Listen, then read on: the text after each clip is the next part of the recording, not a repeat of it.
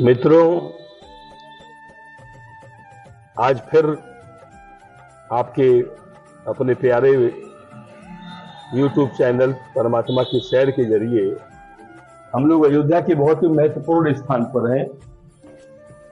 इस स्थान को वशिष्ठ जी का कुंड कहा जाता है। वशिष्ठ जी की तपोस्थली है ये। भगवान श्री राम के आध्यात्मिक गुरु कहते हैं कि जब भगवान जी को तय था कि नहीं राजा दशरथ जी के परिवार में कुल में जन्म लेना है, तो इसीलिए ब्रह्मा जी ने वशिष्ठ जी को भगवान श्री राम के कुल का बहुत पहले से ही गुरु, पुरोहित गुरु या कुल गुरु या आध्यात्मिक गुरु निर्धारित कर दिया था। और इसीलिए मुनि वशिष्ठ जी, आप जानते होंगे कि महाराज इक्ष्वाकु से लेकर के महाराज राम जी और राम जी के बाद तक के राजाओं के गुरु बने रहे। तो इसका मतलब ये कि यहाँ पे हम आज हैं वो भगवान राम जन्मभूमि मतलब रामलला मंदिर के ठीक पीछे, बिल्कुल ठीक पीछे ये वशिष्ठ कुंड है। इसको वशिष्ठ जी की तपोस्थली कहते हैं। वशिष्ठ जी यहाँ आकर तपस्या करते थे। भगवान राम के आध्यात्मिक गुरु, उनके कुल गुरु मुनि वशिष्ठ जी की ये दर्शनीय स्थल को हम आपको आज दिखाने के लिए आए हैं और इसका कृपया आनंद लें। आगे दिखाइए, कोना कोना दिखाइए। ये वही स्थान है जहां पर ऋषि वशिष्ठ अपनी पत्नी अरुंधति और ऋषि वामदेव के साथ रहा करते थे। यहाँ के विषय में कहा जाता है कि इस कुंड में जो स्नान करता है भगवान उसके सारे पापों को कष्ट निवारण कर देते हैं। और सामने आप देख पा रहे हैं मुनि वशिष्ठ जी हैं और उनके दाहिने और बाईं तरफ बैठे हुए भगवान श्री राम, लक्ष्मण जी, भगवान लक्ष्मण जी, राम जी और भरत जी और शत्रुघ्न जी। तब तक 2 मिनट में ये वशिष्ठ कुंड ही वशिष्ठ मुनि का आश्रम था। उन्हें भगवान ब्रह्मा द्वारा सूर्य वंश के कुलगुरु या आध्यात्मिक गुरु के रूप में नियुक्त किया गया था। ऐसा इसलिए किया गया था क्योंकि भगवान श्री रामचंद्र को इसी सूर्य वंश में अवतरित होना था और वशिष्ठ मुनि इनकी सेवा करना चाहते थे। वह दशरथ महाराज जी के सबसे प्रमुख मंत्रियों में भी थे। भगवान रामचंद्र जी ने अपने भाइयों के साथ अपनी पढ़ाई वशिष्ठ कुंड यानी वशिष्ठ मुनि के आश्रम में ही पूरा किया था। आइए हम लोग महाराज जी से कुछ बात करते हैं। ये वशिष्ठ कुंड जैसे सप्त कुंड है आपके अयोध्या में, और इन सारे कुंडों का उद्गम स्थल सरजू नदी ही है। कहा जाता है कि जब सूर्य वंश के राजा इक्ष्वाकु अयोध्या पर शासन कर रहे थे, तब शहर में यज्ञ होम आदि के लिए एक भी पवित्र नदी नहीं थी। और इसीलिए महाराज इक्ष्वाकु के कहने पर मुनि वशिष्ठ जी मानसरोवर जाते हैं और वहां पर तपस्या करके सरजू नदी को अयोध्या में लाने का काम करते हैं। महाराज जी मंदिर में ये जो विराजमान लोग हैं उनका जरा परिचय दीजिएगा। ये आपको वशिष्ठ जी हैं बीच में, जो है जो भगवान राम के कुल गुरु राजगुरु हैं, और इनके दाहिने साइड में जो है ये आपको राम जी, लखनलाल जी, भरत जी, शत्रुघ्न जी गुरुदेव पढ़ा रहे हैं। जो है ये गुरु गृह गए पढ़न रघुराई, अल्पकाल विद्या सबाई, ये आप चौपाई के ऊपर लिखा हुआ है। और ये फिर अयोध्या में सब आप जो है भगवान राम के जो है कुल गुरु का ठीक आश्रम है। वशिष्ठ जी कुल गुरु, ठीक राजगुरु, ये सबसे सब अयोध्या में पूजनीय ठीक जगह है। भगवान के गुरुदेव होने से सबके हैं गुरुदेव, दादा गुरु हैं। इसलिए इस जगह पर न आने से जो है फिर यात्राएं पूरी नहीं होती है। जो है बड़े बुजुर्ग का आशीर्वाद नहीं मिला तो आप अधूरे हो गए जो है। तो इसलिए जो है आश्रम बहुत प्राचीन था। ये आपको 87 में जीर्ण शीर्ण था, इसको एक गीता प्रेस के सेठ जी सागरमल जालान जी थे, उनको यहाँ के साधु संत लोगों ने जब भुगा करके इस स्थान को सौंप दिया, तब उन्होंने इसको ट्रस्ट बना लिया, श्री गुरु वशिष्ठ धर्मादर्श सार्वजनिक पूर्णघाट ट्रस्ट वशिष्ठ कुंज सब अयोध्या, उस रूप से सब इसको बना करके और अपने मारवाड़ी समाज से चंदा ठीक मंगा करके इसका सारा जो है जीर्णोद्धार कराया है। जो है जगह भूमि सब वही है। अब आपको नीचे में महाराज जी, ये तुला का मतलब क्या है यहाँ पे? ये 9 ग्रह जो होते हैं, किसी व्यक्ति को कोई भी समस्या हो, वो व्यक्ति इस तुलादान को करा देता है। मित्रों, यहाँ पे वशिष्ठ मुनि के कुंड परिसर में ये तुला है, तराजू रखा हुआ है, और ये देखिएगा नीचे। और हमारे महाराज जी से हम ये पूछेंगे कि महाराज जी, इस तुला का यहाँ पर काम क्या मतलब है? मैंने और मंदिरों में देखा, लेकिन किसी भी मंदिर में ये तुला नहीं रखा हुआ है। वशिष्ठ जी के ठीक आश्रम में बहुत सब अद्भुत चीजें हैं। जो है ये तुलादान का मुख्य महत्व है कि व्यक्ति को जब 9 ग्रह परेशान ठीक करते हैं, तो उसके जो है निवृत्ति लिए जो है ये आपको तुलादान का जो है व्यवस्था है। जिस ग्रह का जो है प्रभाव ज्यादा उस पर होता है, उस चीज का दान कराया जाता है। जैसे सूर्य का हुआ, केतु का हुआ, राहु का हुआ, शनि का जो हुआ, उस चीज का दान करा देते हैं। और एक तरफ उसको व्यक्ति को ठीक बैठाते हैं, और एक तरफ सारे सामान को ठीक रखा जाता है। उसमें सप्त धान भी रखा जाता है, 7 प्रकार के सब अनाज होते हैं, उसको ठीक रख करके और संकल्पित ठीक करा करके, और विद्यार्थियों के जो सेवा लिए सब यहाँ पर जो चढ़वा दिया जाता है, और उसको ले जाकर के बंटवा दिया जाता है। मतलब इस तुलादान का मतलब ये है कि जिस व्यक्ति को जिस प्रकार के ग्रह और नक्षत्र परेशान करते हैं, और वे ग्रह और नक्षत्र जिन वस्तुओं से, अनाज से या जिन धातुओं से वो मानते हैं, उसी वस्तु का यहाँ पर तुलादान करके लोगों में वितरित करा दिया जाता है। आइए अब हम लोग नीचे वाले खंड में चलते हैं, जहाँ पर वशिष्ठ मुनि जी का कूप बना हुआ है और उनकी मूर्तियां स्थापित हैं।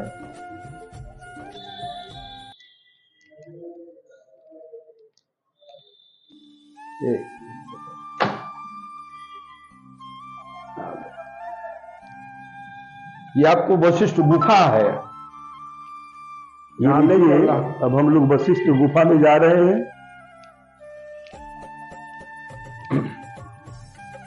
बड़ा महत्वपूर्ण स्थान है। कहते हैं कि यदि कोई बुद्धिमान व्यक्ति अत्यंत पवित्रता के साथ श्राद्ध करके इस कुंड में स्नान करता है, उसे उत्कृष्ट पुण्य प्राप्त होता है।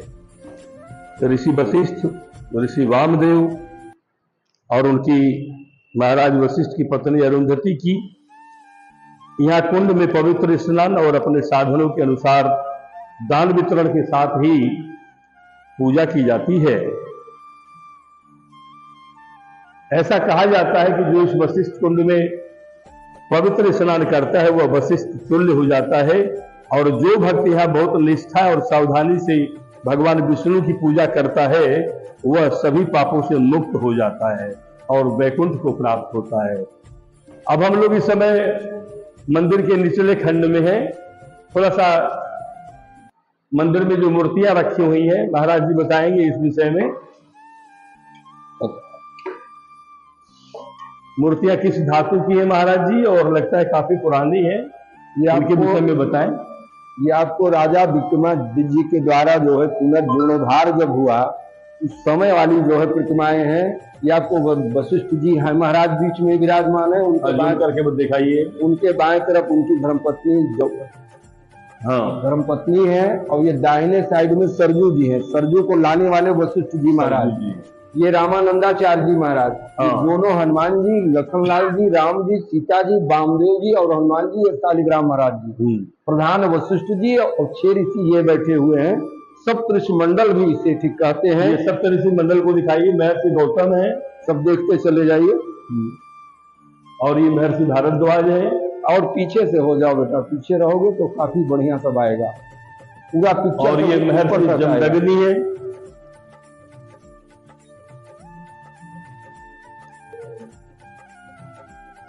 ये महर्षि विश्वामित्र जी हैं और ये महाराज महर्षि कश्यप जी हैं और आप हैं महर्षि अत्रि जी। ये सप्त ऋषि इक्ष्वाकु वंश के प्रमुख आध्यात्मिक अरे निचवा खोल दो, गुरु थे। कुंडवा वाला प्रमुख अरे निचवा खोल दो। प्रमुख गुरुओं में रहे हैं, प्रमुख सलाहकारों में रहे हैं। ये वो सप्त ऋषि हैं जिनको परमात्मा सीधे तौर पे प्राप्त थे। महर्षि गौतम, महर्षि भारद्वाज, महर्षि जमदग्नि, महर्षि विश्वामित्र, महर्षि अत्रि और महर्षि कश्यप। इस सृष्टि के, इस ब्रह्मांड के सबसे प्रतापी ऋषि ये लोग रहे हैं। ये सबसे बड़े तपस्वी रहे हैं। मतलब इनसे देवी देवताओं का मिलना बहुत ही आसान हुआ करता था। ये जब भी आह्वान करते थे, योग वासिष्ठ का भाव इसी जगह वशिष्ठ जी भगवान राम को योग वासिष्ठ भी सुनाए थे। इसी गुफा में सप्तऋषियों के जो है मौजूदगी में, उपस्थिति में एक समय का जो प्रसंग आया है, भगवान राम के मन में जब वैराग्य उत्पन्न हुआ तो गुरुदेव वशिष्ठ के पास में आए और कहे, प्रभु अब मेरा मन कर रहा है, मैं सब व्यवस्थाएं बन गई, अब मैं पुनः अपने जगह को जाऊं। तो वशिष्ठ जी जो है बोल रहे हैं, बेटा जो व्यक्ति जिम्मेदारी को छोड़ के भगता उसको कुछ नहीं मिलता, और जो व्यक्ति मर्यादा में रह करके अपनी जिम्मेदारी का जो निर्वहन करता है, उससे बड़ा न कोई संत है, न कोई महंत है, न कोई भक्ति है। तब जाकर के भगवान राम ने पूरे समय काल तक मर्यादा का पालन किया। इस नाते से इनका नाम मर्यादा पुरुषोत्तम राम पड़ा। लास्ट में लंका में गए, रावण का संहार किया, बड़ा चर्चा हुआ, भगवान ने मार दिया, लेकिन कहे मैंने कुछ नहीं किया। गुरु वशिष्ठ कुल पूज हमारे और जिनके कृपा धनुज रन मारे। मैं तो इस मार्ग को छोड़ करके भाग रहा था, ये मेरे गुरुदेव का जो महत्व है, जो है सारा चीज सब आशीर्वाद है, इसलिए इतना बड़ा कार्य संभव हुआ। मैंने कुछ नहीं किया, हमारे गुरुदेव का कृपा कार्य कर रहा था जो है, और हम कुछ नहीं किया है जो है। तो लोग देखिए, भगवान का तो पूजनीय तो स्थल है ही जो है, और ये गुफा में तपस्या किया था जो है, बस केवल नए ढंग से जीर्णोद्धार हिस्सा हो गया जो आप देख रहे हैं। और अब वशिष्ठ कुंड का, ये आपको वशिष्ठ कुंड में चल हम दिखा रहे हैं। ये आपको वशिष्ठ कुंड में ठीक चल रहे हैं। इसके 4 कोने पर 4 मंदिर बने हुए हैं। 1 नंबर हनुमान जी देख का, लीजिए, 1 नंबर हनुमान जी का। कुंड के पास हम लोग आ चुके हैं। भाई साहब जरा इधर दिखाइएगा, ये वशिष्ठ कुंड है। नंबर 2 पर सरजू जी का जो, महाराज जी एक मिनट, ये वशिष्ठ कूप है, ये आपको वशिष्ठ कुंड है। इस कुंड का मुख्य महत्व, यहाँ पे आइएगा, यहाँ पे आइएगा, मुख्य महत्व इसका है कि राजा इक्ष्वाकु थे, जिस समय मेला लगता है कुछ खास पर्वों पर, वो सामने गेट खुलता है, और गेट खुलने के बाद वो सामने देख सकते हो सीढ़ियां नीचे की ओर जा रही हैं, और ये देखिए वो सीढ़ियां यहाँ आकर खुलती हैं। जो राजा इक्ष्वाकु थे तो उनके समय में अवध में सरिता नीर का व्यवस्था कुछ नहीं था। उन्होंने ही गुरुदेव वशिष्ठ से निवेदन किया। देखिए महाराज जी बहुत महत्वपूर्ण बात बता रहे हैं, इसको फिर से बताइए। ये जो आप कुंड देख रहे हैं, कुंड का मुख्य महत्व है कि एक समय का कथा आया हुआ है, जब ब्रह्मा को सृष्टि का कार्य सौंपा गया, तो ब्रह्मा जी इतने बड़े कार्य से बहुत विचलित हुए थे। उन्होंने जो है भगवान विष्णु का बहुत कठोर तपस्या किया। उस तपस्या को देख करके भगवान विष्णु जब ब्रह्मा के सम्मुख प्रकट हुए, तो भगवान विष्णु का भाव बहुत विह्वल हो गया। उनके नेत्रों से बड़ी देर तक जो है अश्रुधारा निकलना शुरू हुआ। उस अश्रुराश को ब्रह्मा जी ने कमंडल में संचित किया, उस समय मानसरोवर में रख दिया। बहुत समय काल तक जो है वहीं जो है ठीक प्रतिष्ठित रही। जब अयोध्या के जो महाराजा इक्ष्वाकु हुए, तो उनके समय में अवध में सरिता नीर का व्यवस्था कुछ नहीं था। उन्होंने ही गुरुदेव वशिष्ठ से निवेदन किया, गुरुदेव जनहित लिए कोई ऐसी व्यवस्था हुआ बनाइए जिससे सबकी सदगति हो। तो उनके निवेदन पर जब वशिष्ठ जी प्रसन्न हुए तो मानसरोवर गए। मानसरोवर में भवानी शंकर का वंदना किया। वंदना करके मानसरोवर से सरजू को वशिष्ठ जी एक कमंडल में ठीक ले आए। 2 मान्यताएं हैं, ले आकर के ये आश्रम में कुंड बना करके इसमें रख करके और विविध यज्ञ अनुष्ठान आदि क्रियाओं के द्वारा यहीं से इनका गुप्त हिसाब से स्रोत दिया। ये आप जो सरजू जी जिनको ठीक बोलते हैं, इसको लेखा जोखा में जो है इसको घाघरा ठीक कहते थे जो है, लेकिन इसी कुंड से जाकर के घाघरा से जो है मिल करके सब अवध को एक गुप्त हिसाब से चक्राकार घूम रही हैं। तो आपको सरजू भगवान विष्णु के नेत्र से निकलने से इनका नाम नेत्रजा। ये मानसरोवर में प्रतिष्ठित थी, इसलिए इनका नाम मानस नंदनी। लेकिन वशिष्ठ जी जब ले आ रहे थे तो सरजू जी ने प्रश्न किया कि आखिर किस भाव से ले चल रहे हैं। तो वशिष्ठ जी कहे भाई हम तो अपनी पुत्री के भाव से ठीक ले चल रहा हूँ जो है। और कहे तब क्या मुझको क्या फायदा इससे जो है। तो कहे इसी भगवान इच्छा के जो है कुल में भगवान राम का जन्म होगा और आपको उनके सेवा का सुअवसर प्राप्त होगा, तब जो है तब वो आई जो है। तब इसीलिए इनका नाम भगवान विष्णु के नेत्र से निकलने से नेत्रजा। ये मानसरोवर में प्रतिष्ठित थी, इसलिए इनका नाम मानस नंदनी। लेकिन वशिष्ठ जी अपने पुत्री के ये भाव से लाए, इसलिए इनका नाम वशिष्ठजा। राम जी को आनंदित करने का भाव था, इसलिए इनका नाम रामगंगा। सारे जगत के कल्याण का भाव भी था, इसलिए इनको सरजू जी कहा जाता है। बोलिए वशिष्ठ जी महाराज की जय। महाराज जी एक चीज और कुछ बताते जाइएगा कि इस परिसर में 4 कोने हैं भैया। ये 4 कोने दिखाइएगा। 4 कोनों में एक मंदिर, वो आपको वहीं से दिखाइएगा। वशिष्ठ जी की कामधेनु सुता नंदनी का है। अच्छा, ये कामधेनु इसी नंदनी का, जब वहां पहुंचिए तब आपको बताते हैं। हाँ तो आइए ना, आप एक परिक्रमा सब इधर से लीजिए भैया, उधर से करके फिर इधर परिक्रमा का भी लाभ मिल जाएगा ना। जी जी। ये देखिएगा, इस कूप परिसर में 4 कोने हैं और चारों कोनों में 4 मंदिर बने हुए हैं। ये हमारे महाराज ईशान कोण पर हनुमान जी का वास होता है। ईशान कोण पर जो है हनुमान जी का ही जो वास। ईशान कोण पर हनुमान जी हैं और बीच में इन चित्रकारियों को दिखाते जाइए। सारे चित्र हैं, फिर से पुनः जो है जरा रंग रोगन हो जाएगा, सब जीवन तो सब हो जाएंगे। जगह भूमि सब वही है जो है। ये मतलब ये आपको सरजू जी का, ये सरजू जी की नंबर है। सरजू का वाहन कच्छप और गंगा का वाहन मगर। अच्छा, मगर। हाँ, ये आपको सरजू मैया जो है। और इसमें कछुए हैं कुंड में। हाँ, इसमें कछुए हैं। यहाँ तक आइए और ये तीसरे मंदिर के विषय में देखते हैं। ये गणेश जी महाराज, गणेश जी महाराज हैं। अब देखिए राम जी अपने मंच पर मंचासीन हो गए हैं। अब सारी व्यवस्था अपने गुरुदेव का भी सुंदर से सुंदर करेंगे। समय आ गया है।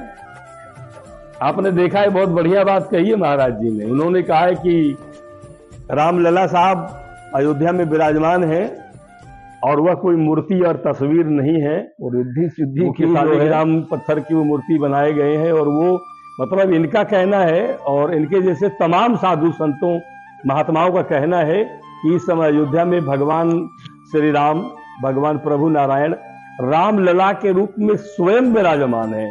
वो सजीव रूप से विराजमान है। तो सबका ये विश्वास है कि रामलला जी जब खुद विराजमान हो गए हैं तो अपने सारे लोगों का ध्यान रखेंगे, अपने सारे लोगों का ख्याल रखेंगे और उसी क्रम में अपने गुरु वशिष्ठ जी के आश्रम, उनके कूप, उनके कुंड का भी वो रख रखाव करेंगे और प्रेरणा ऐसी देंगे सरकार को या जिम्मेदार लोगों को कि यहाँ की खूबसूरती, यहाँ की सुंदरता को और बढ़ाया जाए, और ताकि यहाँ की मान्यताओं को जान करके लोग आए और पुण्य लाभ के भागीदार बने। आइए हम चौथा मंदिर देखते हैं।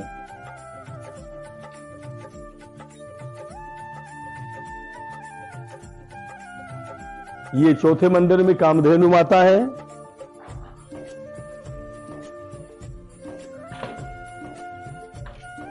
ये वशिष्ठ जी की कामधेनु सुता नंदनी जो है, इसी नंदनी को ले जाने लिए विश्वामित्र से कई बार संघर्ष हुआ था, लेकिन वशिष्ठ जी के पास था जो है ब्रह्मबल। और जब जब उसका ध्यान दे तब तब इसके मुख से इतने अस्त्र शस्त्र सैन्य बल निकलते थे, उनके सैनिकों को सब मार करके भगा देते थे। इसी बात के लिए विश्वामित्र ने प्रण किया कि मैं भी ब्रह्म ऋषि बनूंगा। और ब्रह्मा जी के पास गए तो कहे ब्रह्म ऋषि हमको बनना है। तो ब्रह्मा जी ने कहा कि ऐसा है कि ब्रह्म ऋषि पद पाने लिए तो आपको जो है वशिष्ठ जी के पास जाना होगा जो है। ब्रह्मर्षि वशिष्ठ के पास जाएंगे, जब वो आपको ब्रह्मऋषि जब बोल देंगे तब आप ब्रह्मऋषि बन सकते हैं। तो विश्वामित्र जी जब जब वशिष्ठ जी के पास में आए तब तब वशिष्ठ जी उनको राज ऋषि महर्षि बोल करके टाल जाते थे। ब्रह्म ऋषि बोल नहीं रहे थे क्योंकि विश्वामित्र जी क्षत्रिय थे और क्षत्रिय का जो है सब उग्र भाव उनका जा नहीं रहा था। इसी बात लिए विश्वामित्र ने वशिष्ठ जी के 100 पुत्रों को मार दिया और वशिष्ठ जी को भी मारने लिए यहाँ चले आए, छिप गए। तो देख रहे हैं वशिष्ठ जी जो है अपने धर्मपत्नी के साथ बैठ करके मेरे ही तप के प्रशंसा का चर्चा चला रहे हैं। जितना पूर्णिमा का चंद्रमा चमक रहा है उससे कहीं विशेष तेज इस समय विश्वामित्र के तप का है। तो सोचे भाई, मैंने जिनके 100 पुत्रों को मार दिया फिर भी हमारी प्रशंसा, एक कोई बैर भाव नहीं आया। तब जाकर के विश्वामित्र जी वशिष्ठ जी के सिर चरणों पर गिरे। तब वशिष्ठ जी ब्रह्मऋषि बोल करके हृदय से लगाया, तब ब्रह्मऋषि पद उन्हें मिला जो है। बोलिए वशिष्ठ जी महाराज की जय। अयोध्या की बड़ी महत्ता है और अयोध्या के विषय में बहुत कुछ लिखा गया है। और अयोध्या के विषय में एक बात मैं आपको बताता चलूं कि वेद और पुराणों में लिखा गया है कि अयोध्या में निवास करने वाले लोगों को अपने कर्मों का भोग नहीं भोगना पड़ता। ये बहुत ऊंची बात है।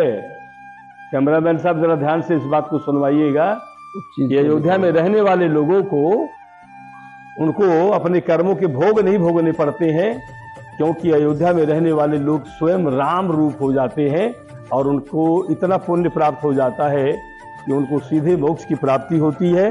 और अब हम आपको सरजू माता के विषय में बता दें कि तीर्थराज प्रयाग में 12 महीनों तक निवास करने के बाद जो फल प्राप्त होता है, और मथुरापुरी में एक कल्प तक रहने के बाद जो फल प्राप्त होता है, और कार्तिक महीने में कृतिका नक्षत्र के दिन पुष्कर तीर्थ में स्नान दान या श्राद्ध करने से जो फल प्राप्त होता है, और उसके अलावा हजारों मनवंतर काल काशी में रहने के बाद तो कैसे जो फल प्राप्त होता है, का सिर्फ दर्शन करने से उतना फल प्राप्त हो जाता है। इसलिए बोलिए नहीं जा रहा है, इसलिए बोलिए अयोध्या माई की जय। और आगे देखिए महाराज जी कुछ दिखाना चाहते हैं।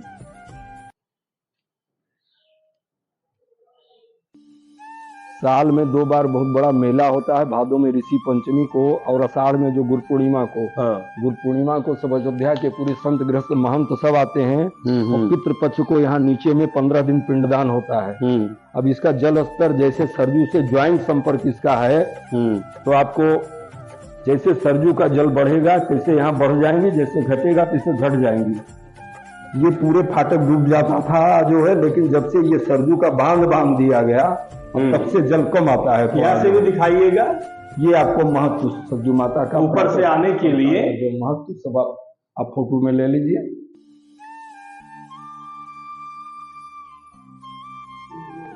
ये सीढ़ी और ये सीढ़ी दोनों दिखा दिया आपने।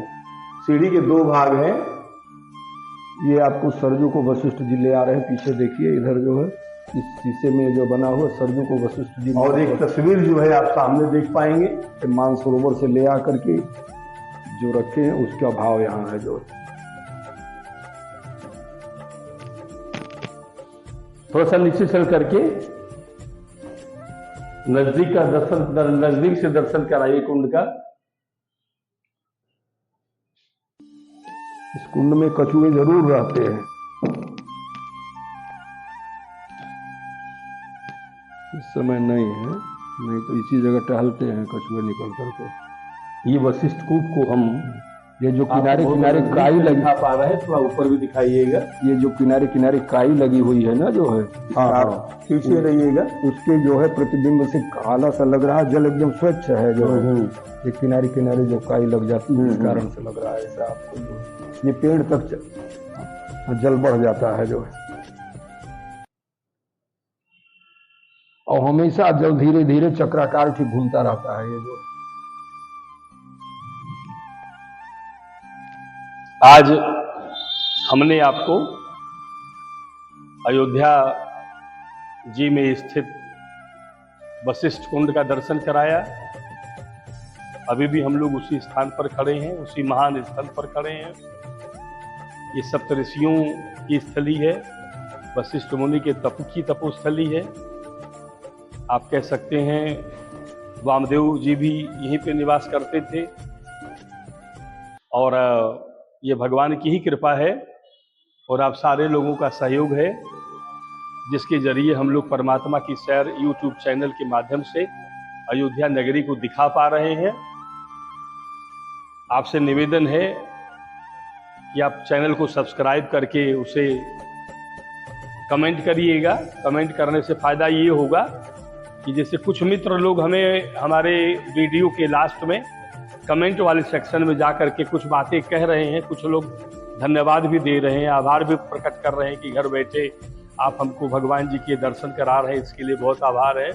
लेकिन कुछ लोग परामर्श भी दे रहे हैं, तो उनके धन्यवाद से, उनके आभार से हमारा प्रोत्साहन होता है, लेकिन उनके परामर्श से हमारा मार्गदर्शन होता है।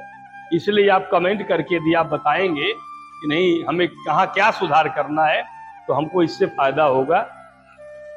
और मैं बार बार आपसे कहता हूं कि परमात्मा की सैर YouTube चैनल का जरा भी सहयोग करना भगवान की आराधना ही मानी जाएगी।